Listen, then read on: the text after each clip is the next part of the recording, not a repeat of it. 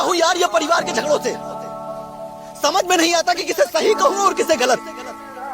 अगर बीवी का कहना मानो तो मां बोलती है बीवी का गुलाम, और अगर मां का कहना मानो तो बीवी बोलती है मां का गुलाम। लेकिन उन दोनों को यही नहीं पता कि दोनों ही मेरे लिए जरूरी है, क्योंकि अगर एक मेरी जिंदगी है तो एक ने मुझे जिंदगी दी है।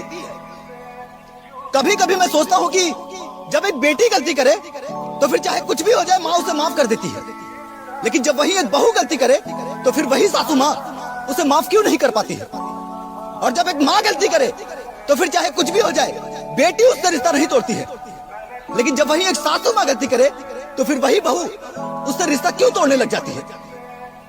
जिंदगी प्यार देने और लेने का नाम है, और मेरा मानना यह है कि इस दुनिया का आने वाला कल भी झूठा है और बीता हुआ पल भी झूठा है। अगर कुछ सच है तो वो है आज, और हमारी जिंदगी का बीतता हुआ हर एक सेकंड हमें उस दलदल की ओर ढकेल रहा है जहां हमें पछतावे के सिवा कुछ हाथ नहीं लगेगा, जहां हमारे माँ बाप भाई बहन तो होंगे लेकिन सिर्फ याद होंगे।